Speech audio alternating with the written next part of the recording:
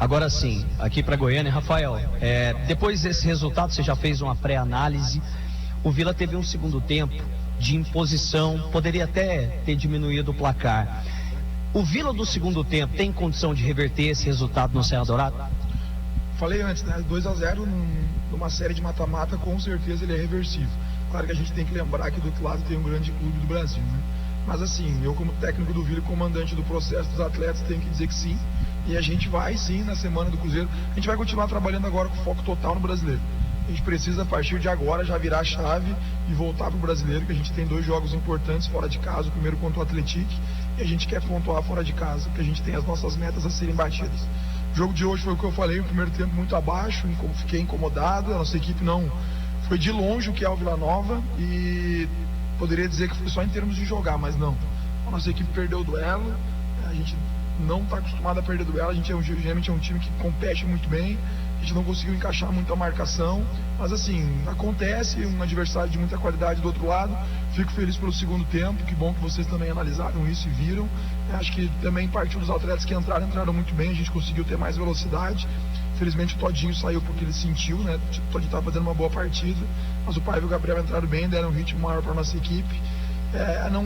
Não consigo dizer que esse é o Vila, mas já é mais próximo do que a gente está vendo aí nos últimos jogos.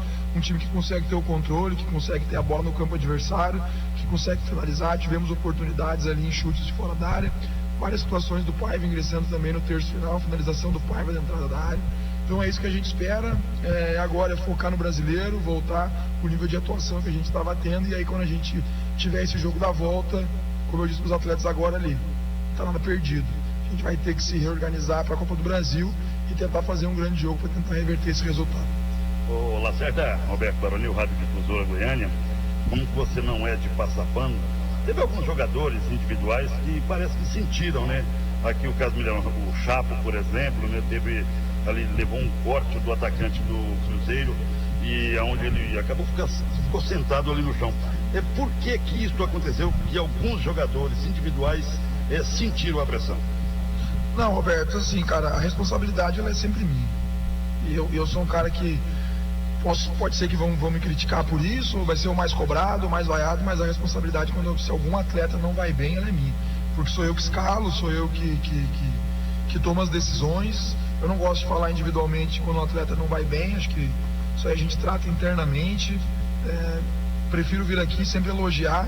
E preciso também salientar, a gente respeita, né, claro, sempre a opinião de vocês, porque vocês estão aqui para fazer essa função, né, de avaliar, né, tanto o meu trabalho quanto dos atletas, mas individualmente, sim, não vou estar falando de algum atleta que foi bem ou mal. A gente tem a consciência de se algum jogador não foi bem, se a gente conversa internamente, a gente mostra para os atletas, mas a gente tem que lembrar que esses mesmos atletas que talvez hoje não foram tão bem, hoje enfrentaram uma grande equipe, né, que é a equipe do Cruzeiro, com investimento, como já foi muito falado aqui, mas são os mesmos atletas que no Brasileiro estão dando retorno. O grupo está o Vila está no G4, foram os mesmos atletas que foram campeão goiano. Então, assim, eu em momento algum vou vir aqui e vou falar individualmente se algum atleta foi bem ou mal.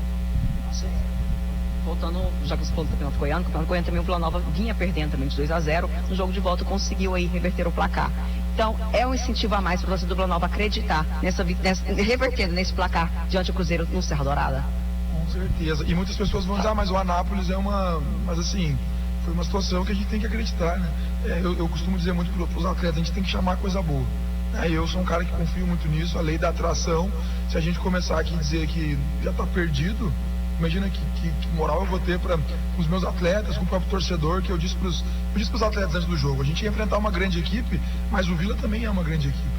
O Cruzeiro tem uma grande torcida, mas o Vila também tem uma grande torcida. Hoje eu vi que o estádio também tinha um bom público, não estava lotado.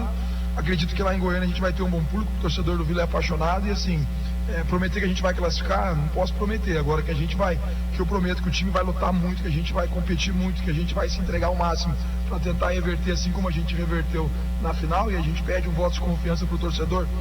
Peço voto de confiança para o torcedor para eles nos ajudar também na Série B, como ele vem nos ajudando, e no jogo da volta que o torcedor possa ser o nosso 12º jogador, porque a gente sabe que esse grupo, quando tem a ajuda do torcedor, ele se torna muito forte.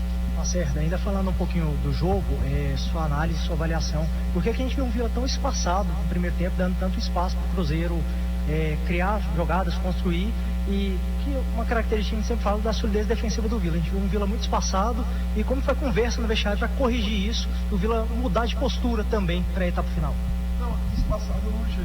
E se você pegar o jogo depois em câmera aberta, claro que não é a função de vocês, mas espaçado ele não estava, bem pelo contrário. O Cruzeiro nos empurrou para trás e não tão, quando tu é empurrado para trás, praticamente tu não consegue ficar espaçado.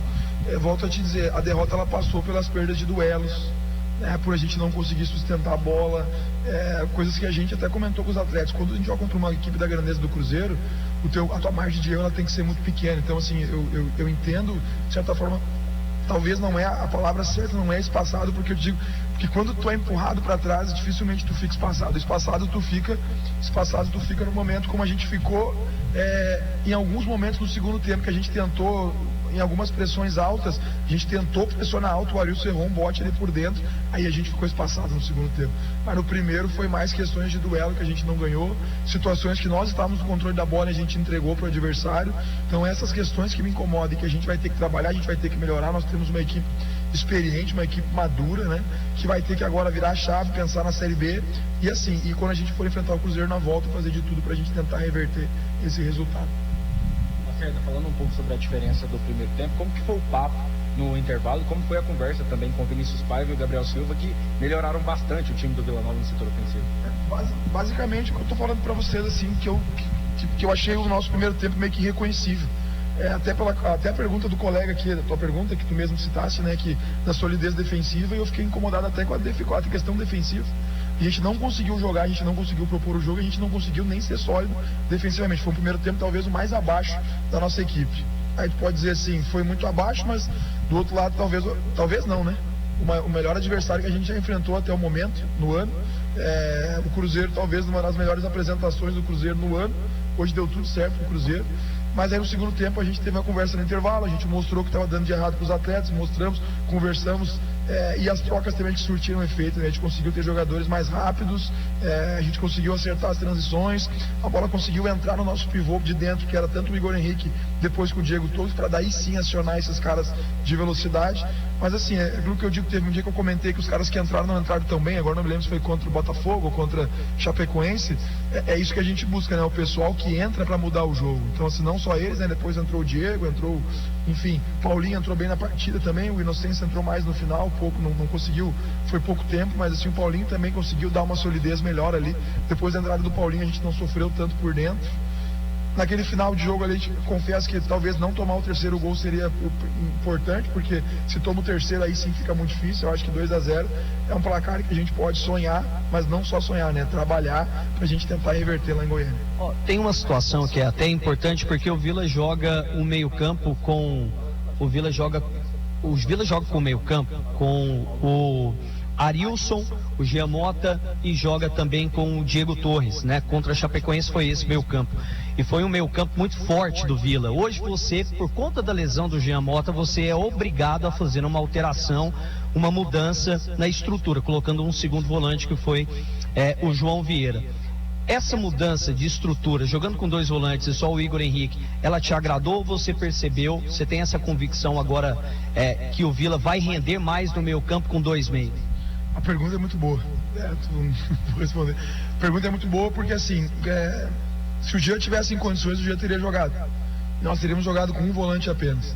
E talvez muitas pessoas deviam se perguntar, mas vai jogar fora de casa contra o Cruzeiro com um volante só assim.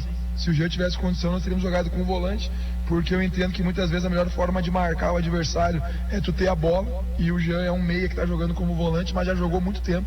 No Inter Miami, praticamente o Jean jogou praticamente como segundo volante, até como primeiro. Então, assim, não gosto de ficar lamentando a ausência de alguns atletas, mas é uma pergunta boa, porque gera sempre esses questionamentos, né? Vai jogar contra o grande, fora de casa, vamos colocar volante, vamos colocar zagueiro, não tem necessidade. Acho que nós estávamos com uma mecânica interessante, né? Só com o volante 2 meias. Agora a gente tem que pensar sempre que na Série B, nos próximos jogos, provavelmente eu não vou ter o Jean ainda. Então eu tenho que pensar bem, eu tenho que analisar o adversário, tenho que ver como joga o Atlético. Já vi alguns jogos do Atlético, mas vamos analisar mais precisamente se a gente vai voltar a jogar com 2 meias ou com o volante. gente tem que analisar o adversário, mas a gente vinha numa mecânica interessante, né? Mas assim, até antes do Jean, Arilson e João Vieira e o meia sendo Igor Henrique ou o Diego Torres, a gente também fez boas apresentações, né? Acho que não passou por essa ausência do Jean, por ter jogado com 2 volantes, foi mais uma atitude coletiva. Acho que nós não tivemos um primeiro tempo bom, né? Mas o segundo a gente conseguiu render. E é o que a gente tenta sempre fazer, tentar o melhor, e agora é focar nesse próximo jogo contra o Atlético. Obrigado. Tá aqui então o técnico Rafael Lacerda, vou até pedir desculpa